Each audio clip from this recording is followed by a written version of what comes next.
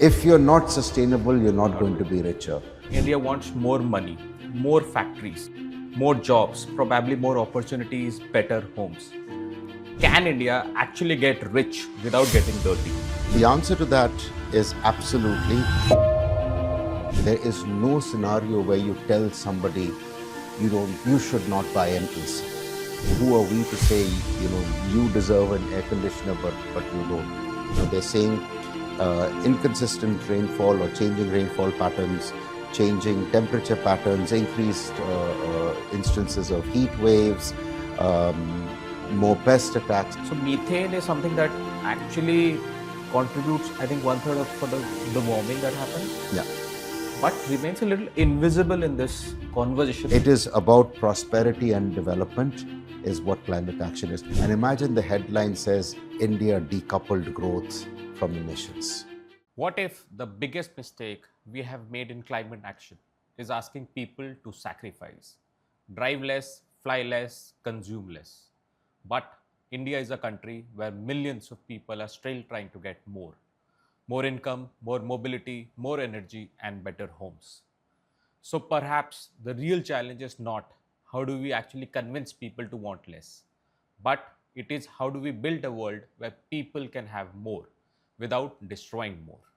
My guest today has spent his career across consumer marketing, media, nutrition, philanthropy, and now climate. Today, as Chief Advisor for India at Environmental Defense Fund, Hisham Mundol works at the intersection of science, markets, policy, technology, and human behavior. And perhaps the common thread is simple. People rarely change because you tell them what is good for society. They change when the solution also makes their own lives better. This is Hisham Mundol on What's the Vision with Priyadarshi. Enjoy the show.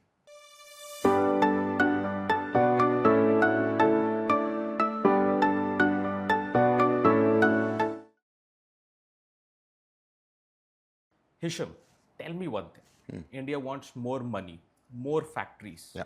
more jobs, probably more opportunities, better homes. Can India actually get rich without getting dirty? Sure. So the answer to that is absolutely, but I want to talk about what if we chose not to, right? If we chose to get rich somehow by getting, as you described it, dirty, is it practical to imagine a world where you are uncontrollably increasing emissions to derive some form of temporary economic growth? What does that world look like in the future? One of the ways that you would do it would be through inefficient factories, through higher use of fossil fuels, through environmental degradation. Um, would you actually be richer? A. B. Can the poor, our health infrastructure, our food systems, be able to bear the shocks that would come as a result of this? And if they are not able to, the cost of that will mean that everyone becomes poorer. So that's the kind of counterfactual. Now, what that means is, what are the kind of ways that India could become richer without, becoming dirtier? It's by making a bet on the future, making a bet on sustainability, making a bet on the cleaner fuel options that are there, taking unsexy things like energy efficiency and extracting the maximum possible that you can get out of it, acknowledging that half our population remains dependent on the rural economy, and that share will progressively go down, but it will not go down to zero.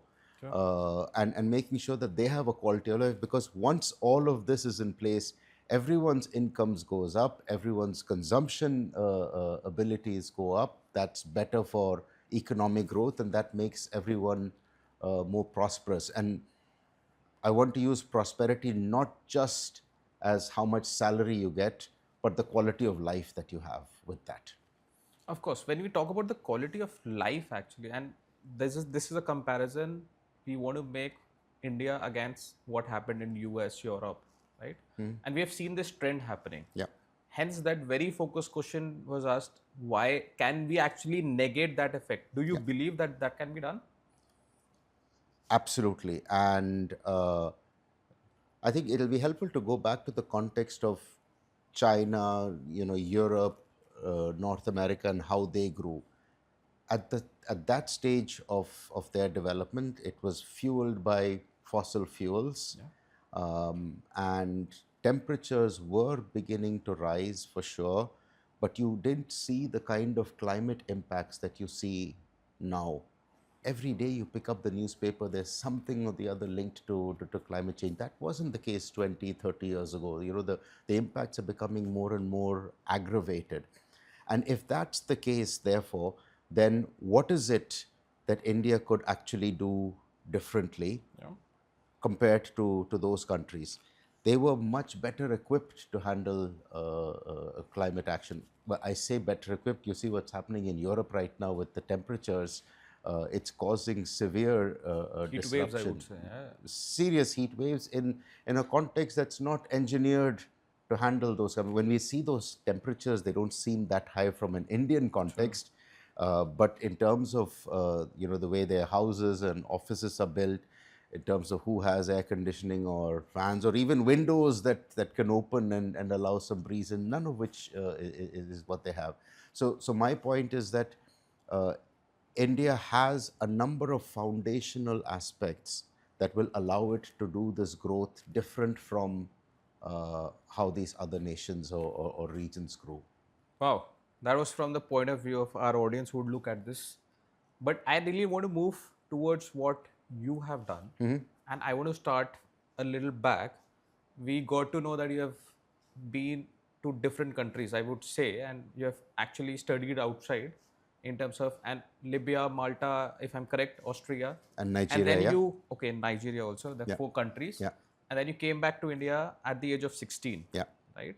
While people were still discussing that whether they should go to one country, you have already completed four.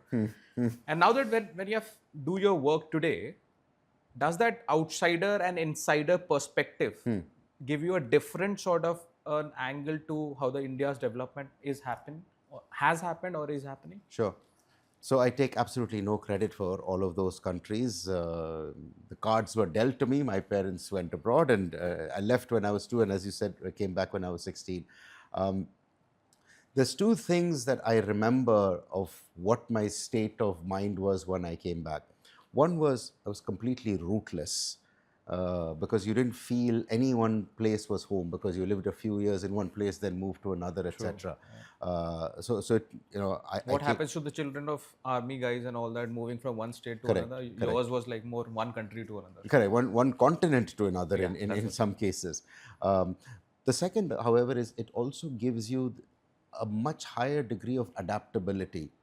Tomorrow, you can pop me out from here and pop me anywhere on the planet. I'll find a way of, adjusting and understanding how that works. What did it teach me from, if I can call it useful to work? I think it's that not any one country's journey is preordained, and it's not the same across the board. So much depends on leadership and policy and how citizens and industry respond. So we need to find solutions in whatever sphere of work that you work in that work to that country's context and play to that country's strengths. True. So every country teaching you something new, and that's helping you to survive or adapting to the new Right, conditions of right. India, I would say, in the development. I'm sure. I'm sure. Yes. Okay, wonderful. So we have also, so now moving from you being a 16-year-old, a teenager, and then now working it towards, and that's also a different vertical that you have chosen. We understood you have worked into marketing, you have worked into for HIV, AIDS also, Wikimedia, then to SIF, and then now to specifically to climate. Yeah. So what is that that actually has worked for you across these professional stints, and possibly something that you have learned is does happen into everything or very unique to all of these stints that you did? So the first thing I would say is that I've been lucky to have a really varied career trajectory, but it wasn't like I had some, master plan and I knew every step of the way. Some just landed in my lap. Some of them were, let's take a chance on something or the other. On that, actually, a lot of people, when we I talk to a lot of people in climate space or a policy space, a lot of them has somehow understood that, okay, since beginning they have done it. For your, it has been a little different. Yeah, and specific to climate, honestly, I'm not a lifelong climate change specialist. Yeah. It took me a long while when you read in newspapers about climate change is an existential threat. What does that actually mean? And what's work in progress is to try and figure out what is the actual cause of the problem, what is the solution set, what is the solution set as is relevant and fair to a country like India, what is the role of NGOs and the various actors. So that bit is still a kind of work in progress. You had asked what potentially strings these things together. Again, it comes back to adaptability, to be able to move from one sector to a completely different sector opens your mind to learning about how a new sector is or a new thematic area is. It also helps you distill. You could either choose to go really deep into each individual sector and understand every last detail of it, and many do, and that's a very useful skill. But in my case, what I was able to do was kind of lift myself up above it and say, what are the big strategic issues in a sector? So even in climate change, when we enter a new, you're looking at a brand new area or a new aspect of climate change, being able to distill what are the core strategic issues that are there in this sector. And it's usually about first principles. What is the problem? What are you trying to, how are you trying to solve it? What are the various, levers that you will need to pull to solve it? Yeah. What's the constraint in each of those levers? Which of those levers you choose to pull? How do you best pull them? So it's really those basic kind of questions that then help you come back and give you that clarity, saying, okay, in this particular piece of work, this is what we need to drive, and this is how we need to go really special in it, or really deep on it. I think another thing from the corporate journey to the not-for-profit world is, and I don't make such a sweeping statement because there are positive and negative examples on both sides, but you usually find the strategic focus in a corporate much stronger than in the not-for-profit world. Um, Hard decisions about portfolios are much easier taken in a corporate world, mostly because the impact measures are much clearer. You have quarterly results, sales volumes, profit numbers. It's, there is some hard basis to it. The not-for-profit world, because impact takes a little, sometimes a lot longer, it's not always easy to get a barometer to say, okay, this is exactly how much progress we've made. True, true, true. We have seen that in think tank world. So let me be very specific now. Now that you work in climate space, you work in Environmental Defense Fund, EDF. So for our audience, tell us what exactly EDF does. Do. So I'm going to start with who EDF is, because it's an organization with a fairly unusual name, if I can call it that. Oftentimes people read defense and say, what you guys doing in the defense military. sector itself. We have absolutely nothing to do with the military. And then they get scared when you read that defense world. They get excited when you read the fund world, a word, thinking that we're somehow a giant funder. So we are a global NGO. We're a not-for-profit. We raise money and we deploy that money every year. We work, as the name suggests, on the environment. And I think our kind of the mix that we bring is really strong science, hard economics, the ability to partner with anyone and everyone out there to advance climate action, and a pragmatic approach to life. So we combine all of these. I think that's really what our formula or our DNA is. Uh, what are we doing in India? We've been supporting projects now in a How number of old is this organization as EDF? So EDF is a 60-year-old organization, but we are much newer in India. We've been kind of supporting programs on the ground for a while. Okay. So yeah, it's 60 years old. Yeah, and the work you were mentioning, the work that you're doing in India. Sure.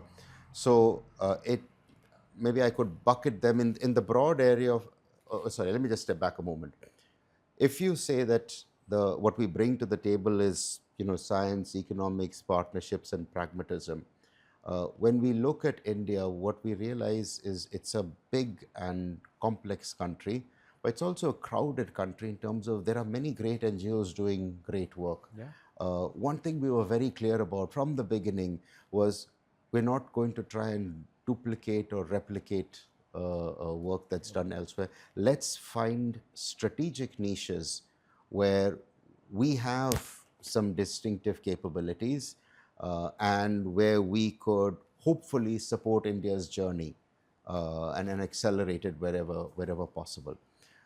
In this endeavor for these strategic niches, we stepped back and said, okay, this is what India's development and national objectives are and climate ambitions are. These are the things that India is doing. Of those, these are what India is doing well. Okay. Some areas India can do better. Are there gaps? And we identified the following gaps. The first is around sustainable livelihoods. We're the fifth, sixth biggest economy in the world right now, but average per capita incomes are 3 lakhs a year. Half the population remains dependent on the rural economy, and rural incomes are lower than national averages. At the same time, they're on the front lines of climate change. Yeah.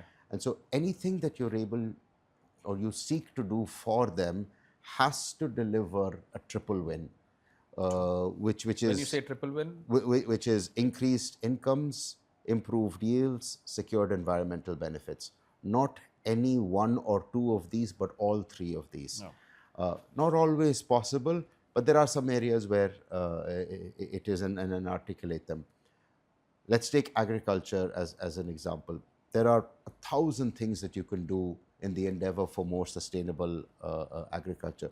We've chosen to focus on just one, which is synthetic nitrogen fertilizer optimization. The urea fertilizer, the subsidized chemical fertilizer that we use. Is this a very focused area for EDF? Absolutely. And somebody else is not doing, because you mentioned that strategically you've...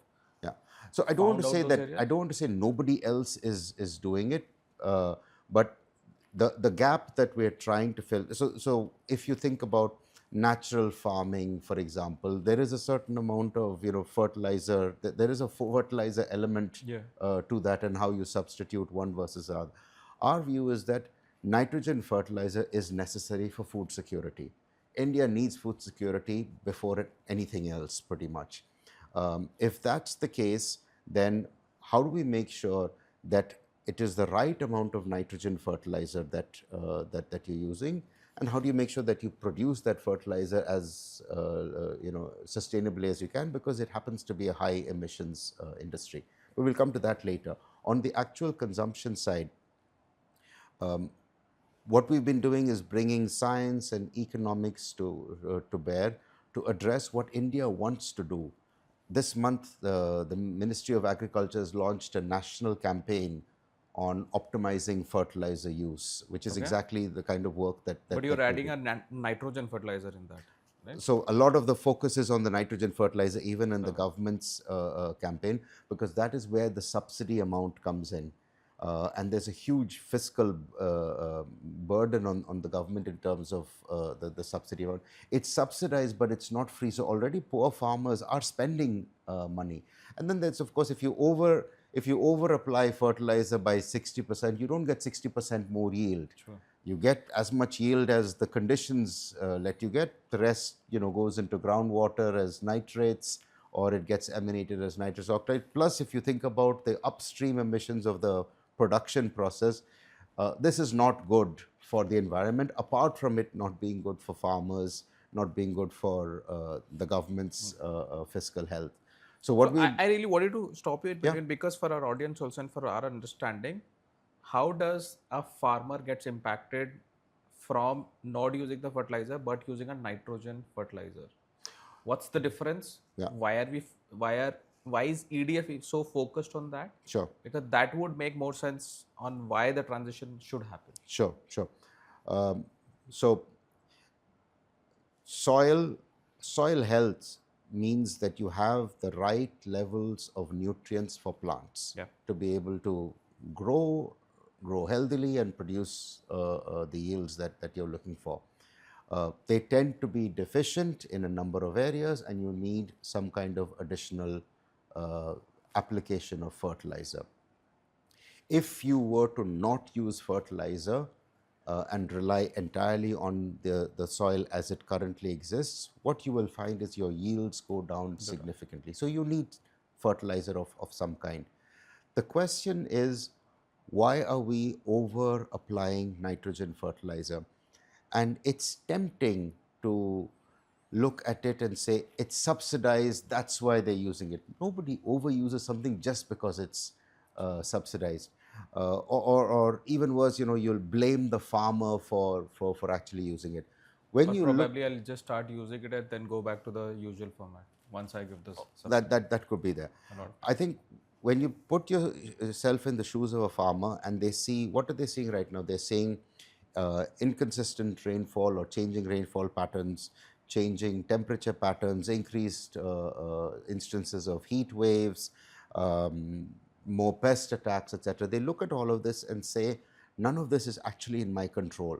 The one thing that's in my control is I shouldn't under fertilize. So, in the endeavor to not under fertilize, you end up Overdo over that. fertilizing a little bit more and a little bit more.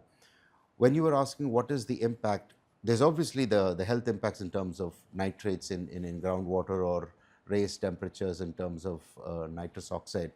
But if you're using an insurance, but it actually doesn't insure you against the problem, what you end up doing is thinking, let me try and fix this by addressing the nitrogen fertilizer question.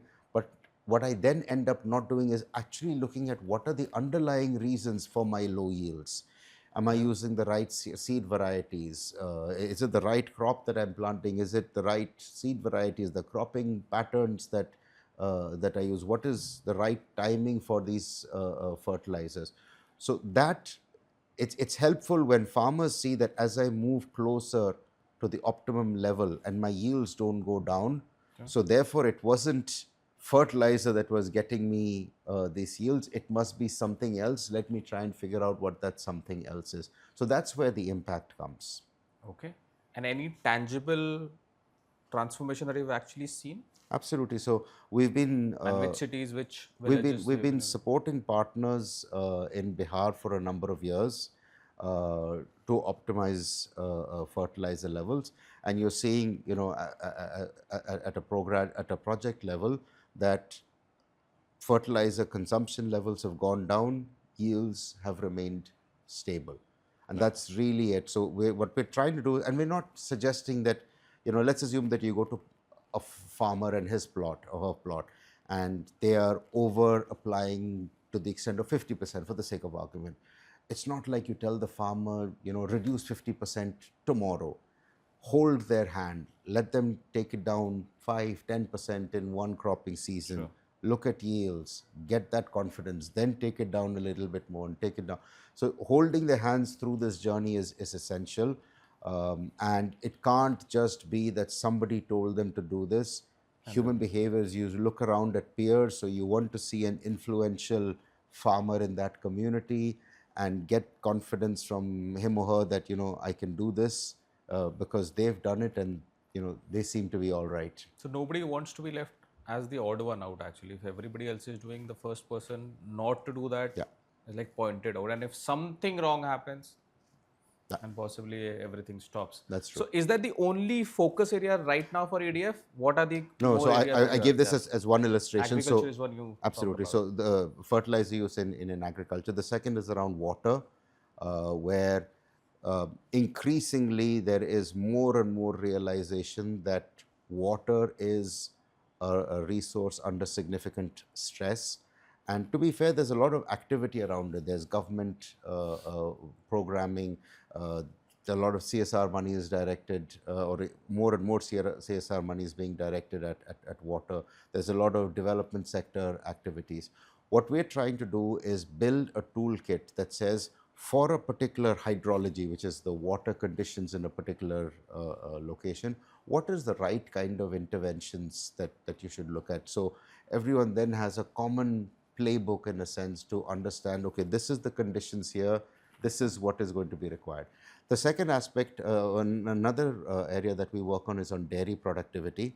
And the reason we work on this is because half of India's emissions come from, methane emissions come from the dairy sector. India is the world's biggest milk producer. There are 70 million livestock herders. We have 30 crore heads of cows, buffaloes, goats, etc.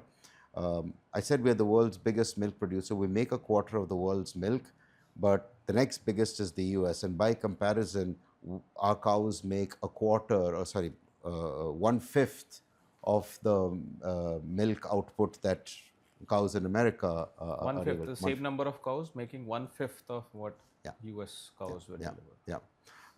And so what our work supports is there could be significant improvements in productivity through better health and feeding solutions. That improvement in productivity means more incomes for farmers. It means better nutrition outcomes for the country, because we are a predominantly lacto-vegetarian nation. And it reduces methane emission intensity, because for the same number of cows and buffaloes, now you're making more milk but emitting only a little bit more methane. So that's one area. Now, in this space, what we look to do is to say, okay, we could come up with these better recommendations. It'll come in a good report and we'll document it well. But how do you actually take it to scale? And what we are experimenting is entrepreneurship might be that route, because when you think about action on the ground, oftentimes you think there's a role for government, there's a role for corporates, there's a role for civil society, and there is a role for all three of them. But a fourth dimension, which is there in India, which is not always thought about, is the startup ecosystem and the entrepreneurial spirit. And so we are helping foster a generation of climate smart dairy entrepreneurs who won't be able to address all of the country's requirements on a better feeding solution, a better mix of wet and dry fodder with the right levels of nutrients, but might be able to do it for one district, half a district, a quarter of a district, and then somebody else can come in and take care of the next part of that. So that's the second part. The third is around forests, and within forests, wildfires are becoming more frequent and more severe. In Indian context also? In Indian context also, in India, we see some of the headlines. Globally, we see the headlines when something happens in North America, the Canadian wildfires, etc. But when they go out of control, they are as devastating, in the Himalayan region or in the south or west or east of the country. There is a lot of effort and resources that governments have put in on wildfire response systems, but for the most part, they tend to be more reactive, and we need to get them to be more predictive. So what is it that you can do to improve wildfire response management so that if a wildfire were to occur, you prevent it from becoming uncontrolled? Better, satellite data, better modeling to factor in the various variables that may determine whether a fire is more probable to become uncontrolled or not, allocating resources preemptively so that you're planning for that. The fourth area within our broad agriculture or livelihood space is around fisheries. And within fisheries, how do we use traceability as a lever to support more sustainable and safe fishing? It's mostly a requirement right now in the global markets. When you say traceability, from where you're tracing this? So What all is being traced? Where is it? What is being fished? Where is it being fished from? what are the conditions under which it was fished, so that a buyer in Japan or Europe or wherever it is being exported to has a sense of confidence that this was sustainably sourced. In Wow. India, the So for bigger player, fisheries, we are already doing that. We're trying to do that for batteries, if I'm we're correct. trying to But do that for batteries. Yeah, yeah. we're trying to do that for batteries. So what can we learn from this traceability of fisheries What can we learn from traceability of fisheries? if this already exists as a big system?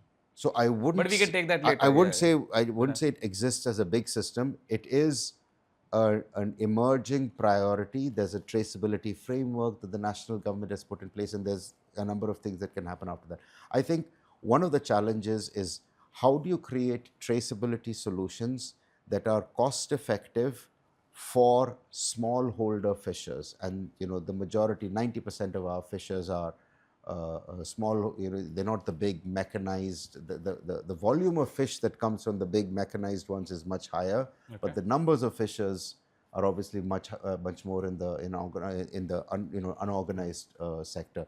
So finding fit for purpose solutions. So that's kind of one body of work. Another body of work is around carbon pricing. The rationale here is, if you put a more real price on carbon, you will be able to accelerate climate action by rewarding, providing incentives for those who move faster and better, and not providing those rewards to those who don't move as fast. So we're supportive of the Indian government's plan to have a compliance carbon market. There's two kind of carbon markets. There's one which is a compliance one, and the other which is a voluntary market. So there's something called CCTS, the Carbon Credit Trading Scheme. So we're supportive of that. We also know that there is a role for voluntary markets, and what is it that you can do to improve capability so that people know how to design high quality credits? How do you improve standards of credits more broadly? So that's a second body of work. A third one is around industrial decarbonization. And this refers, you were asking at the beginning about, we need more factories, we need more industrial output. Absolutely, we need more industrial output. How do we do that in terms of, can we find ways that we can reduce methane leakages from the oil and gas sector, for instance? How does maritime and aviation fuels become more sustainable? Coming back to the air conditioning example, you can't tell people don't fly. You can't tell people don't buy goods that traveled on a boat from somewhere far away. How do you make those channels more sustainable? How do we find newer fuel options? Green ammonia is currently of particular interest in India right now, because it gives you an alternative to gas supplies which are stuck because of the war in the Middle East. So that's another body of work. A fourth one is around shareholder value, which is the work with the business sector. And the proposition there is, for Indian industries, you can make a lot of money by doing the right thing, but you have to do the right thing. What does this right thing mean? Net zero claim, that's not regarded as a comms effort, but is regarded as a core business principle because it makes you more competitive. What are the kind of investments you need to make in terms of looking at your operations and driving more sustainable value? The second part of our business work is around the investment side.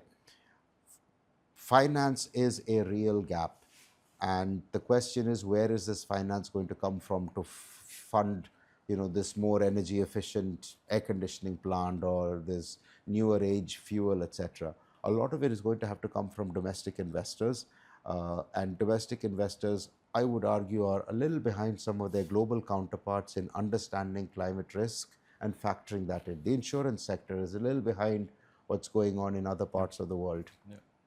And that's where our audience ears also pop up the moment you say investments also.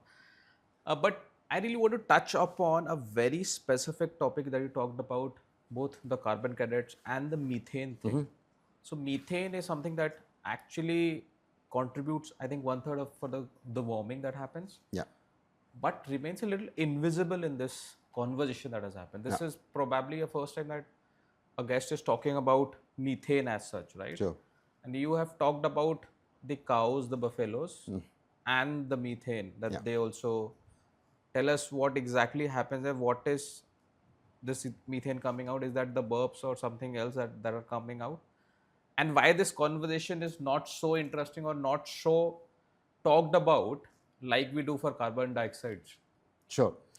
So I want to just first make the point about where the methane comes from on cows, because Yeah. cows and buffaloes and other livestock, because they've got bad press. It comes from the burps, not from anywhere else. Okay, We'll leave it perfect. at that. So let's Okay. not libel No, them. no, good for to understand Clarification. Yeah, yeah, what's it's exactly is always happening. helpful Yeah, to be sure about that. So why is methane not as spoken about? Uh, I think over the past few decades, when climate change has been discussed, carbon dioxide is the biggest contributor to rising temperatures. And it's been much better understood from a science angle, Okay. and from a citizen angle. And some of the imagery is easier when you see a thermal power plant and the smokestacks around visible it. smoke that's Yeah, coming out. although Yeah. that's not, the smoke is not carbon dioxide, because that's also invisible. Methane has been less known. The fact is that methane stays less time in the environment, but while it's in the environment, in the air, it absorbs much more heat. When you say less, remains less for a lesser time. So it's about 20 years that it's there in the environment, as opposed to carbon dioxide, which is there for many, many, many, many, many more Okay. years. Okay. But Is that because only of the cows and the no, animals, no, or no, no. there's It's a lot just of the other sources chemical. also that? It's just the chemistry of the methane molecule. Okay. Um, the sources of methane are also very different from where carbon comes in. A lot of the source of methane globally is from the oil and gas sector. We Okay. don't make as much gas. We don't, produce as Produce. much gas domestically. So in our case, it's a lot from the livestock sector, from paddy cultivation. There's also some that comes from landfills. Basically, when you have organic or food waste and it's moist over a period of time, you That's start why. getting Okay. methane emissions. The fastest way to slow down the rate of warming is to cut methane emissions. And the reason why we prioritize it is, from an oil and gas sector's perspective, it has an incredibly compelling business case. 60 to 80% of the technology that you need to address methane leakages is already available. So you're not dependent on some future, dramatic new technology that's there. A lot of the So technology we can exists. actually cut that down basically, but we are still not doing it for We some can, reason. we can cut that down, and I'll come to why we may not be doing it yet, although that's changing. The second is the business case. Many times in aspects of climate action, you're told, this is the additional cost that you have to bear. There is some future payback for the planet in 2050, etc. In methane, it's different. There is a positive business case now, Wow. because of the amount, the kind of solutions that are there. You're not imagining some new technology that's required. There's often not some huge capital expenditure that is needed in gas operations. And the methane that you don't leak is natural gas. So you can sell that natural gas, Wow. which means you're importing less of that natural gas because you didn't leak it here, with the forex burden for those imports if it's imported, etc. So there's multiple reasons. I know why hasn't it been done. The first is that methane is hard to trace, to monitor. Um, One way that you can do it is through satellite imagery, where you can spot methane wherever it's in high concentration. You can see, or you can When trace it it's leaking, then you will be able to. when it's leakage. So in most, if there is a large gas field somewhere in the world, typically there would be a lot of leakages that come from there, and then you're able to trace it. There's other ways that you can use it through using aircraft, using drones, using handheld imaging cameras. So that has been a problem. The second is honestly the understanding that this is a fixable problem, with the points that I made in terms of the technology and the business case, has taken a while for folks to understand. But you're seeing much more momentum in this space now. than you saw 5 years ago, 10 years ago. But with reducing that, will reduce our that 1.5 degrees Celsius the world is growing or getting to heat. Yeah, Will reduction of methane global levels also will can come down, or we are still absolutely. banking on No, carbon dioxide no, emissions? no. So, like I said, what it does is reducing methane emissions reduces the rate of warming. So the pace at which the planet's temperatures are increasing will go down if you reduce methane emissions, because it contributes so much more to the increased temperatures that are there right now. So it's a really essential part of how we control rising temperatures. Why are people not talking about it then? Why are people not talking about it then? People are beginning to talk about it. You're seeing much more attention. You'll see, there is. No, but we don't see anything happening at a big level. If this can actually solve a problem, why even talk about only the carbon emissions, carbon emission? That's the only thing that we keep listening to. So we're making changes in podcasts like right now. We're talking about methane. No, but like I said, we've been working on this for 15 years. 15 years sounds like a long period of time, but it's actually a fairly short period of time when you compare it to how long carbon dioxide has been discussed. Um, we take some credit for putting it on the global agenda, not exclusive credit, but we've been one of the important organizations that have contributed to that. And what you needed to be clear about the science to understand, okay, how long does it remain in the environment? What is the additional warming that it represents compared to carbon dioxide? Where are the source points? What can be done in those source points. So it's taken a while, but you're seeing much more priority about it than I see it today. 5 years ago, nobody was talking about it in India. Now you're beginning to talk about it. Nice. And people looking out for some solutions, talk to Hisham, talk to EDF for that. So that was good. That's a different knowledge that we brought in. I think this conversation helps build more methane conversations, or the reduction of methane, and those conversations should have more and more things. But I really want to come back to the carbon dioxide emission, as everybody does. And in some of your earlier conversations, I have heard that data is collateral for carbon emissions, I would say, or carbon credits. In simple terms, what does that actually mean? Sure. Can I just go back to methane for just one moment, and then Yes. I'll come to your question. One of the things to think about on methane also is, if you look at the solution sets that we're talking about, they all have immediate benefit to the gas company or the livestock herder, or indeed the paddy farmer.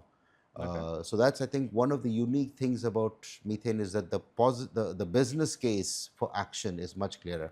Coming back to data as collateral, and what does that mean in the context of carbon marks? Let me give you an example. I'm buying a house from you. I'm selling a house to you, and I don't have property papers, or my property papers are vague and dodgy, that transaction becomes severely jeopardized, because both sides need to trust what we're talking about. So, making sure that if there is a transaction on a carbon credit, if I'm a buyer of a credit, I know that this credit, or I have a reasonably high degree of confidence that this credit means that there is that actual emission that was reduced, gives me that much more confidence to transact. Take an with that. example here for simplicity. Yeah. You are one company or industry, Sure. probably, or you must have saved some carbon through some processes. And let's take that now you're selling this to me. Sure. From that angle. Yeah. So let me take the example of cook stoves. Okay. Okay. Right now, there's a lot of use of traditional chulas with firewood, etc. They are bad for health, bad for the environment. The government's been doing a lot of effort to encourage people to use LPG. But let's assume that there is still some context where you need some firewood that's used. So there's newer, better designed cook stoves that reduce the amount of pollution.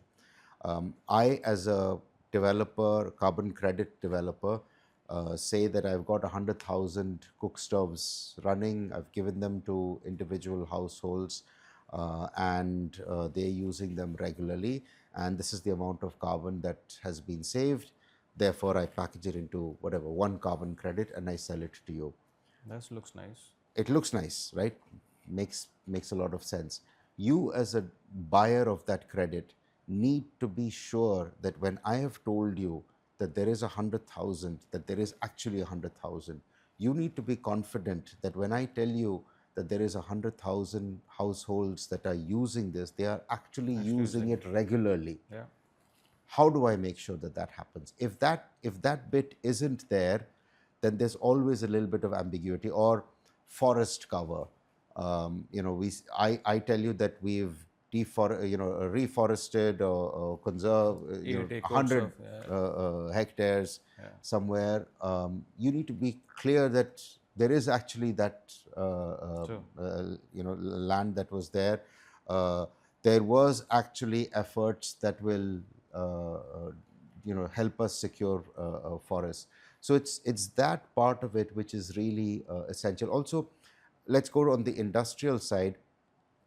You and I are both steel companies, for the sake of argument, and we have a target under the new carbon credit scheme.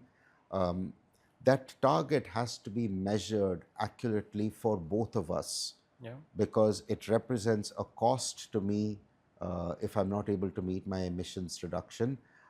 It is not fair on you if I claim some emission reduction which I've not actually done, so I get a benefit but you don't get that benefit. So having that confidence, without real data, there isn't a real market that you can trust. Isn't there an exchange for that?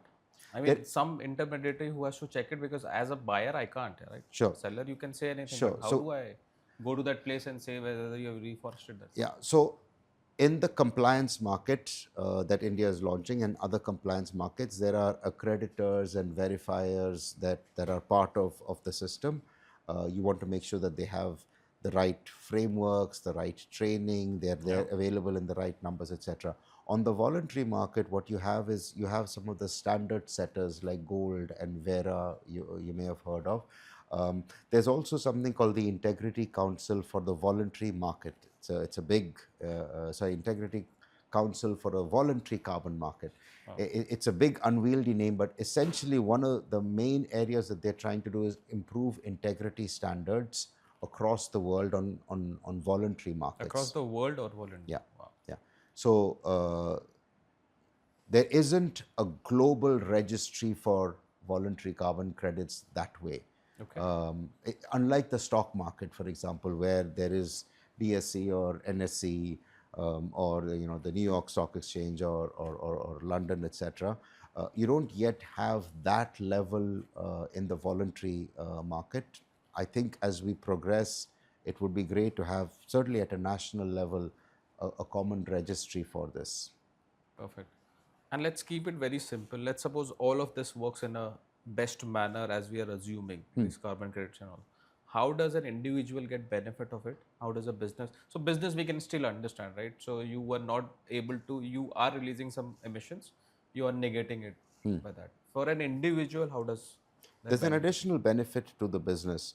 When you look at the cost of more sustainable operations, whether it is through more renewable energy, or it's energy efficiency or better fuels or more efficient transport and freight and logistics, there is certainly an environment benefit, but there's also an economic benefit in terms of profit margins.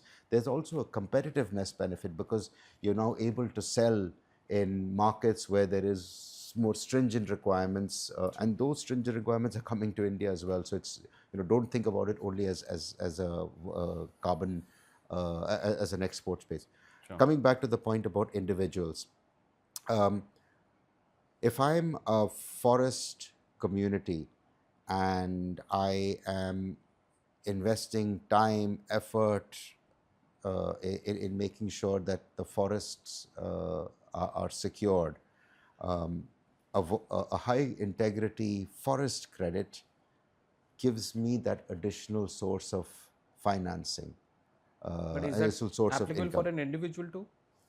So when it works well, what happens? Where does what do carbon developers do? Project developers, they speak to a large number of individual farmers or farmer producer organizations or community organizations of various kinds. They organize them together around common themes that might be there to make them eligible for voluntary credits. A credit gets generated, it gets sold to a buyer. That buyer then pays that Pays them, money. yeah. That money should, in an ideal world, and I'll tell Goes you to back where to it's those not farmers. ideal, a significant, a fair amount of it needs to go to the actual producers of that credit, which is the individual, the forest dwellers or the farmers or the livestock herders or whoever might be producing those. There are concerns right now because far too low a percentage in many cases goes to actual producers, and a lot of it is kind of eaten up by the various middlemen in the system. Okay, but it can help individuals, as you're saying, if Absolutely, the system absolutely. is fair. Well run, well designed, well monitored, absolutely. Okay.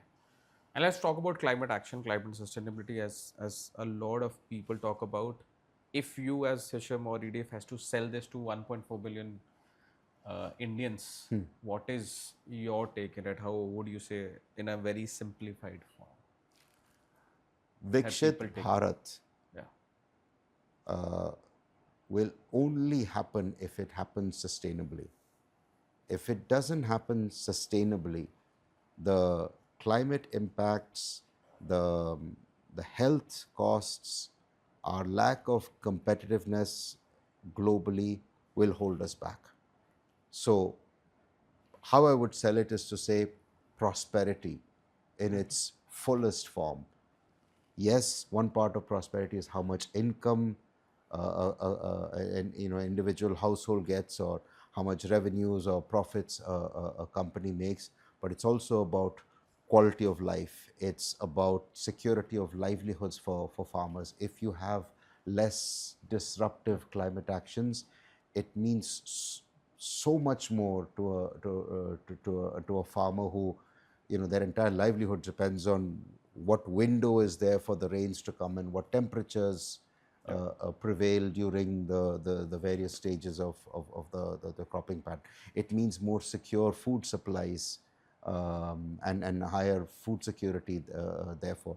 So it is about prosperity and development is what climate action is. We talked about carbon markets earlier. You could look at carbon markets as two ways. One is there's a compliance market, so I have to comply to it. Yeah. Imagine if you It's think forced, basically. it's Yeah. forced. And some companies may choose to say, okay, compliance, I will just do the bare minimum to That comply. happens, yeah. And that might still happen. But imagine a company that says, hey, if I actively engage in the carbon market, what that means is I then have a lower emission uh, portfolio of output, which makes it more competitive in Europe for my exports.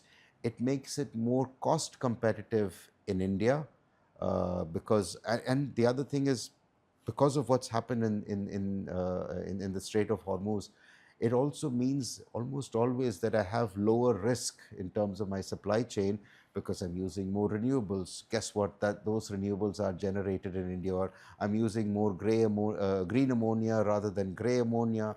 The sources of that are more within the controls of India than otherwise. Adding risk to the algorithm fundamentally changes everything, because you're not just looking at costs, you're adding that additional dimension. And you're seeing more and more companies where climate action slash sustainability used to remain ring fenced in the ESG group. Sure. But increasingly, supply chain risk is now as part of the ERM group, which is the Enterprise Risk Management Group. That bit is that move, or that their appearance in there is essential, because the ERM group, quite frankly, is taken far more seriously than the ESG group by the CFO and the CEO and the board and investors, etc. They should take ESG more Also. seriously as well. But So currently, that's how it runs. yeah. So thanks, Hisham. A great conversation that brings us to our new segment called PodPlay. Aha. And we have some fun questions for you. We have today made you the Minister of Climate Jugaad. Okay. And congratulations to you I'm, first. I'm honored. I'm giving you some unconventional policy problems, Okay. and you have to see how do you make that idea work. I'm already Yeah, terrified, perfect. but let's go. Okay. So first terrifying question is you have to reduce India's emission using one rule borrowed from the IPL. Our audience is very interested in cricket also. What would that be? It could be auction. Some examples I'm giving: auction, salary cap, strategic timeout. What will you introduce? Certainly not the strategic timeout. I think the auctions part of it is the one that I'll come back to what that might mean in the context of this. Imagine if we have a well-functioning carbon market Okay. that puts a real price on carbon, that doesn't slow down economic growth but fuels investment, promotes productivity, creates jobs. I think that would be quite amazing. So that the auction part will take care. Wow. So good start to this. Next we have you get one Bollywood superstar for one national climate campaign. But these guys are banned from saying climate, carbon, sustainability, net zero. How exactly they'll sell it to the Indian audience? Um, I would probably say SRK and SRK can sell anything. that's true. That's part of the reason picked that up. And I think the optimism and patriotism that you saw in Chakde or Swadesh, the climate action should not be a burden. We mustn't communicate it as trying to scare people or make them feel guilty or blame them. There is stuff that you can aspire for. There is that better tomorrow, and nobody does it better than him. Wow. Then give me a title of that movie. Oh dear. Yeah, I'm going to pass on this one because I'll come up with such a boring, geeky thing that the You'll Bollywood never guys know would. that title is still in the make for somebody, and possibly they'll have to come back to you for Right. Okay, so I'll move on to that then. So this is you're allowed to change one thing about Indian weddings that would make them dramatically more sustainable without making them less fun. What exactly you will change? Uh, I'm actually going to suggest something in this case which has nothing to do with climate change in that sense, uh, but the number of households who take on so much debt during weddings is tragic. And I wish we were able to discourage that level of, and they're not, they're doing it because of cultural norms, social pressure. You're You know, getting too call it much what into emotional factor for people now. We are it's, talking about climate here. I know. So this one is a non-climate reason. I think from a climate perspective, the amount of food that's wasted in the average Indian wedding is criminal, and we shouldn't really be wasting that level of food. True, I'll take that actually. All right, fair That's enough. one of the I know biggest change because that can happen. I must stick to my portfolio, right? Yeah. Fair enough. Let's not go too emotional to some Okay. other person's life. So next one is you can use the influence of Indian parents that they have inside their home. Which one climate friendly habit would you ask every Indian mother or father to make part of their family life? So one of the things that I remember from growing up is our parents were the, the the best practitioners of circular economy before we ever imagined it. When you go visiting home and you take a dabba of food, how your parents trace back when that dabba comes back is truly remarkable. The level of reuse of everything in the house. taking it to as much of the life cycle, making sure that the fan is switched off or the lights are switched off. Now, I'm not saying that kids aren't doing that, and oftentimes, in many cases, the brightest and most passionate climate warriors are actually the kids rather than necessarily the older people. But that before circular economy, I never knew anything about circularity when you used to see these things play out The every day word at work. was not termed possibly for us Correct. by that time, but we were already Yeah, using that. absolutely. Nice. Next one, UPI succeeded because it became very easy. Pick one climate behavior that needs a UPI moment. What is it? Uh, Public transport. Uh, Sorry, let me take that back. Um, when you think about agriculture and you just think about the scale of the number of farmers or number of plots of land or number of fishers or number of livestock herders, etc., it is impossible to think of a long, a broad acting set of solutions if you don't think about data sciences and AI and digital public infrastructure. So I'd actually take the bits from UPI that are there and say, how is it that this can extend to UPI as part of India Stack? There is something called Agri Stack. I'd love to see Agri Stack Does it move forward. exist already, So, AgriStack? so it is much more nascent than India Stack, which is UPI and Aadhaar. Uh, but I just can't imagine any other way that we could provide advisories to farmers on fertilizer or anything else, more real-time assessments of rainfall patterns or temperature patterns, analytics on soil health. There's just so much that you can now do with data and technology, but you need a way of getting it to individual farmers. And so the digital revolution has still not happened on agriculture the way it's happened on, mobiles for sure, but payments. True, true. That's nice actually because you started with buses, but some revolution is happening already in that Yeah, digital yeah, field. yeah. Nice. And this is the second last one. You can ban one thing from India in 2047. It's not coal, not petrol, not plastic. What that could be? What would I ban? Um, Coal, petrol, and plastic I've already removed. okay.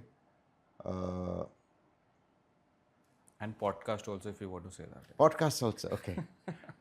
No, we will we'll still do some version of podcast. Um, I think when you look at between now and 2047, you will find newer technologies emerging or newer, more sustainable ways of doing a whole host of things, whether it's a car or a irrigation pump or whatever else, or a factory or a steel plant, etc. Um, I think you need to find a viable way of letting go of legacy investments that are there. The reason I say this is that oftentimes when you think about a new climate policy or a new technology rolling out, what you end up having is this long tail of previous investment. Now, you can't just suddenly say stop it tomorrow. So you need a scrappage policy that is fair.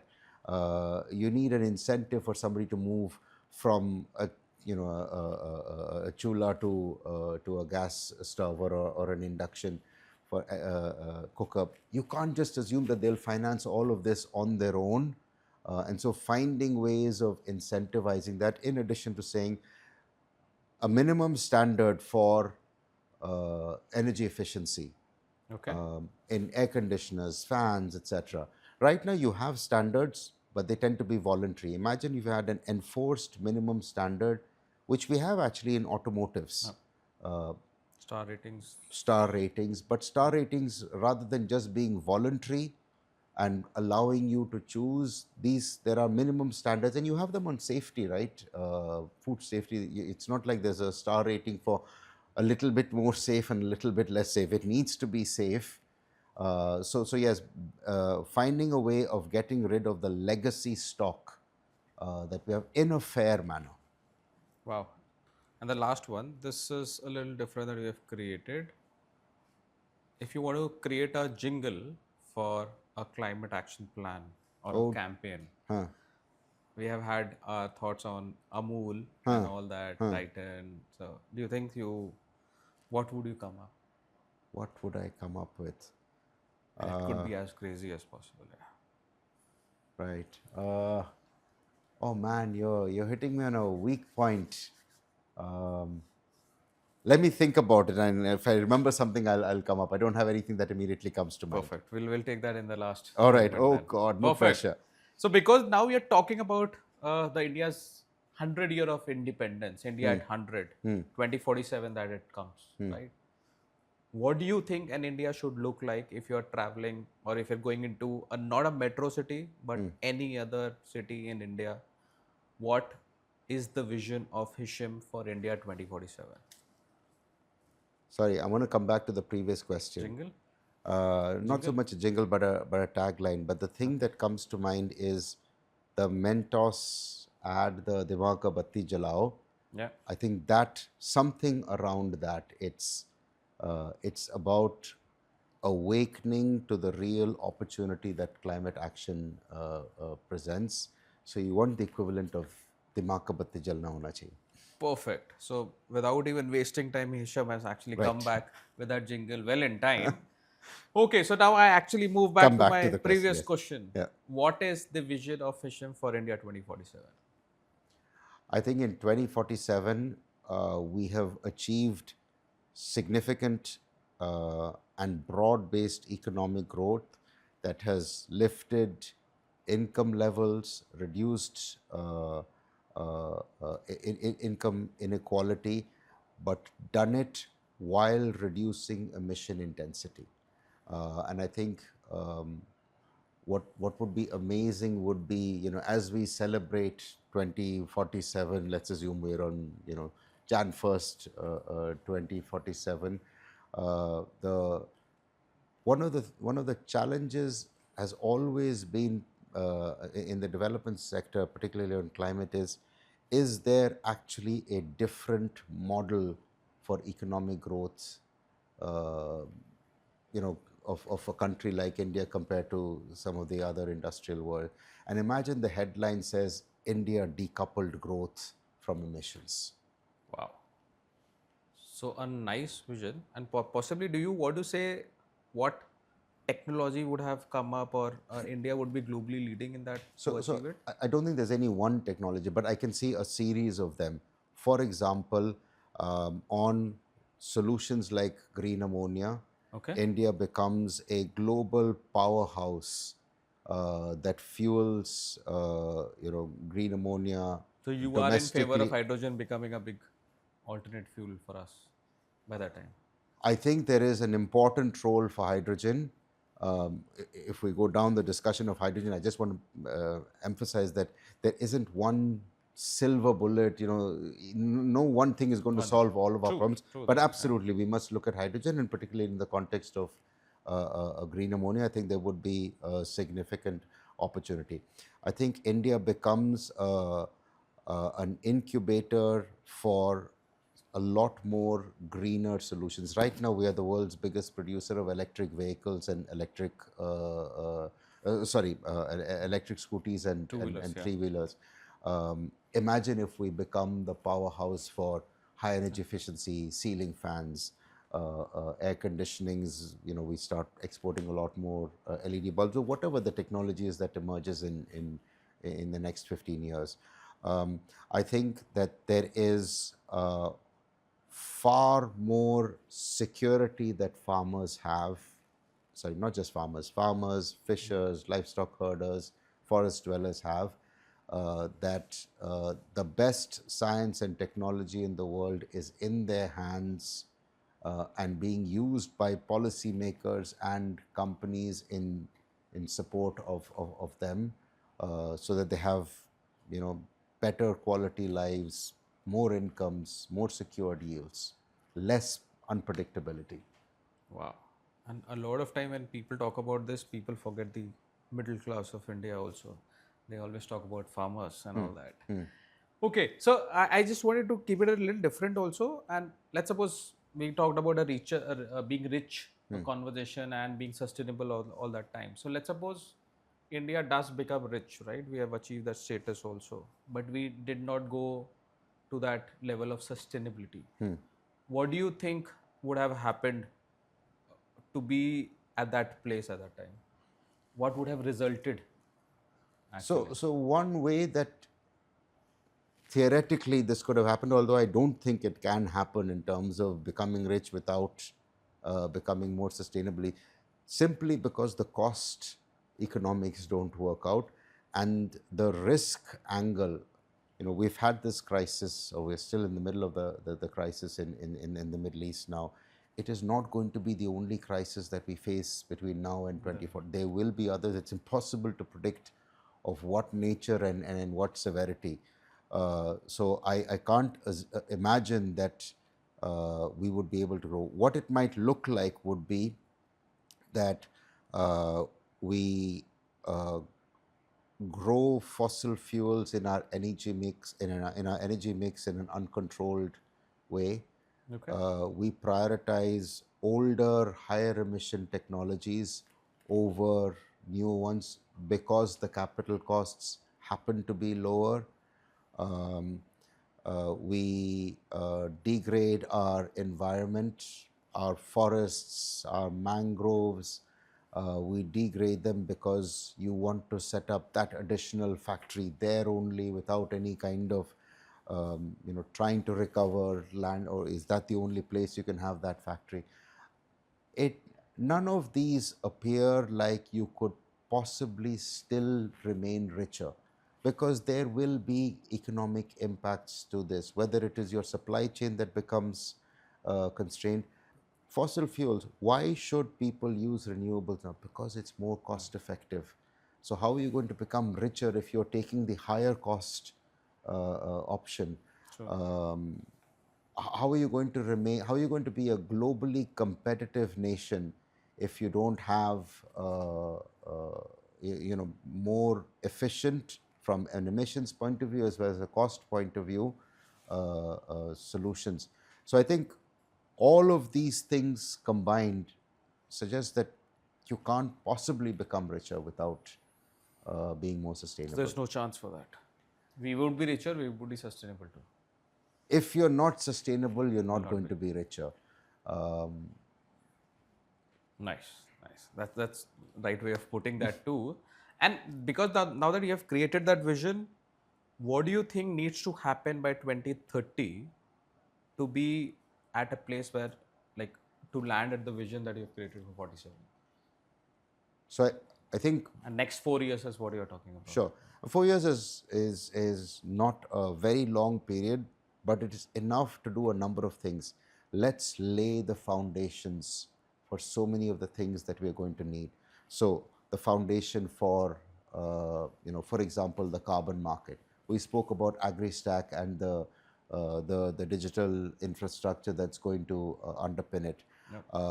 I think between now and 2030, and it will likely take longer than 2030, as a country, not just for climate, but in general, we have to start increasing how much we're investing in R&D.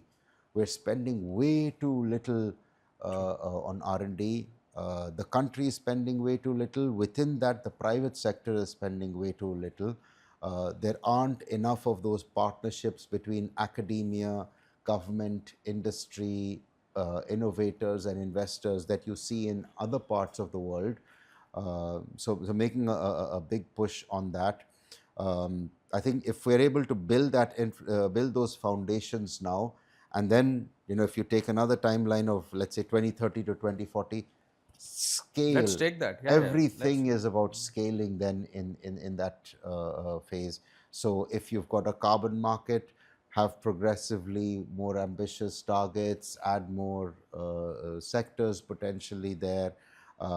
If you're looking at fisheries and you're looking at traceability, you might well choose to start purely from an export market. But imagine if you have traceability for a domestic market, that gives you an assurance of sustainability and safety. That means a much more assured consumer base and demand for your products. I think between 2040 and 2047, a lot of it is just about global leadership. Let's take these solutions to other geographies and other countries that may not have had. I'm sure there's a lot of refining and tweaking that you might need to do. There'll be new things that emerge out there, newer fuel choices, newer climate change, scientific opportunities that might come up.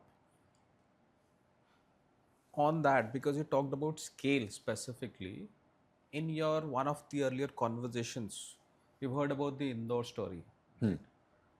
And you said that one city like Indore has built, if you're talking about that public infrastructure, right? And this is definitely out of a little context that we're talking about the energy one, but public transportation also becomes that. But the similar story does not gets replicated to a lot of the multiple Indian stories, right? And why I wanted to touch upon this is that scalability factor. Yeah. If I know that this solution works, for example, why it can't be done in the 200, 300, 400 cities across India? So, Is that the place where India lacks currently, and what could be the solutions around it? sure. The Indore story is remarkable and fascinating for a number of reasons, but in an odd way, it's not outlandish in the context that it isn't that the municipal authority had a set of solutions or tools that no other city has. They had the regular toolkit that every city has. So why did they succeed and others didn't? You need visionary leadership. And I think one of the striking features of Indore was that you had visionary leadership and stable leadership that stayed the course. And I think you mentioned that it remains the cleanest city for long, like for 7, 8 years? for 7, 8 years. Continuous. Correct. Wow. Okay, yeah, please. And I think another striking feature about Indore is this is not regarded as just a government agenda. Citizenry are incredibly proud of the fact that they keep winning the Clean India award. That civic sense on sanitation has resulted in 90% of households segregating waste at their doorsteps. Completely off the charts in terms of comparing to anybody else that. But why is it it's replicating the other? So I don't think that we've Where do made we enough effort to distill what they've done in a way that other cities can absorb. How do you create that citizen spirit? What are those first, second, and third steps that you have to do in terms of the infrastructure? How do you design the incentive or other mechanisms that fuel? What is the kind of best technical and economic design for a biogas plant? I think if we're able, what I'd love to see is in a city like in Indore, a center of excellence where other cities can come and learn and then it can share inputs to, and then the problem with Indore is there is a few other cities, but there are far too few of them. You need hundreds of them to be there. So yeah, I don't think we've distilled the behavior change package in a way that is readily understandable and adoptable by other cities. Wow. So you're missing out the best practices in India, and Yeah. possibly that's the reason for it. Okay, wonderful. So now we move on to our last round. We call it what the FAQ, the rapid fire with Hisham today. We have some good questions. I look forward We'll to decide whether they're good or not in a moment. I look forward to having great answers from Oh dear, no pressure. Okay, yeah, absolutely no pressure, right? Ready? As best as one can be. Okay, so choose one among this. Are you an optimist or realist? Optimist. Data or instinct? Data. Corporate boardroom or government war room? Which works better for you? Government war room. Wikipedia or ChatGPT? Wikipedia. We're keeping very simple for you, right? Yeah. Kerala I or have a Delhi? bias. This is personal. Kerala or Delhi? I can't not say Kerala, no? Okay. So complete the sentence and this. The most underrated climate solution is Energy efficiency. okay. One thing Indians are already surprised, or one thing Indians are already surprisingly sustainable at Recycling. because we keep doing that. Yeah. One thing Indians are terrible at, but pretend we are good at this. Pretend we're good at it. No, I don't even think I don't know of anything. Segregating waste. But we don't pretend, no? Some of them. Achha, okay. Today, if you tell that Indore story to some people, oh yeah, we also do that. हम भी करते हैं, okay, right. Okay, so I'll just move to next one. The one thing development professional overcomplicate is The problem. They keep going into the problem and peeling every layer of the problem. And as a result of that, you miss what the solution is, and you miss that focus on the solution. making the problem statement bigger than finding the solution. Wow. My most unsustainable personal habit is I'm terrible at email. You should see my email box is a war zone, and I'm forever getting screamed at by everybody, actually. so what's the best way to reach out to you? And our audience will be looking for that answer actually. Clearly not send any. The old-fashioned way, the picking up the phone and calling. Nobody does that anymore.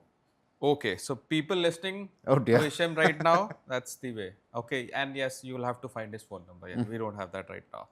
Okay, and if I had one more midlife crisis, you've talked about midlife crisis once, and if you had one more midlife crisis, that would be I'm anticipating another midlife crisis. I don't think. I mean, there must be some time frame for when you can call it a midlife crisis, or when it is just before the end of show. What would another future midlife crisis be? I'm guessing it would have to be around retirement.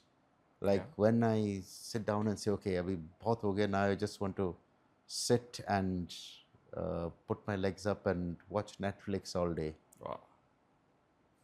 Even Netflix is listening to this. People are okay. So answer from three options I'm giving you. It's called guilty, not guilty, and it's complicated. These are three options. The first one is taking a flight for a meeting that could have been a video call. Guilty. Okay. Talking about sustainability while ordering food with too much packaging. Very guilty. Okay. Giving climate advice that you personally don't always follow. Everybody who knows me at home will say very, very, very guilty. Wow. But I wouldn't necessarily agree with that. Professionally, it's not, right? It doesn't sound good, to say that. Believing a good Excel sheet can solve a complicated development problem. Not guilty.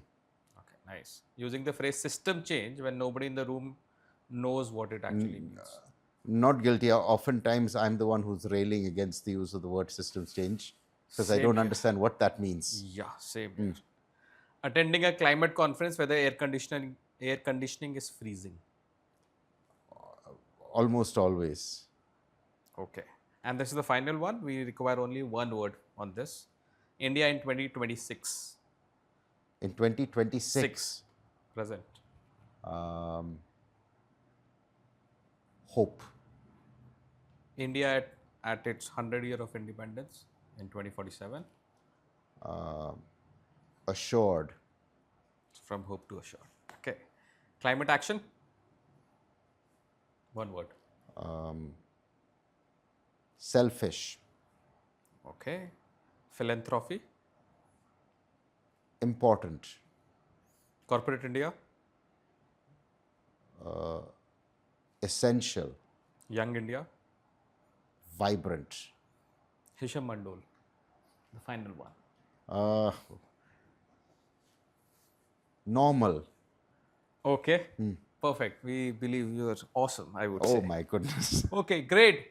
So that was an awesome conversation with Hisham. Hisham, thank you for coming on this show and talking about the various things that we did discuss. My pleasure. I've thoroughly enjoyed myself and I'm having this conversation, and look forward to seeing more of what's the vision that is. Thank you so much for that.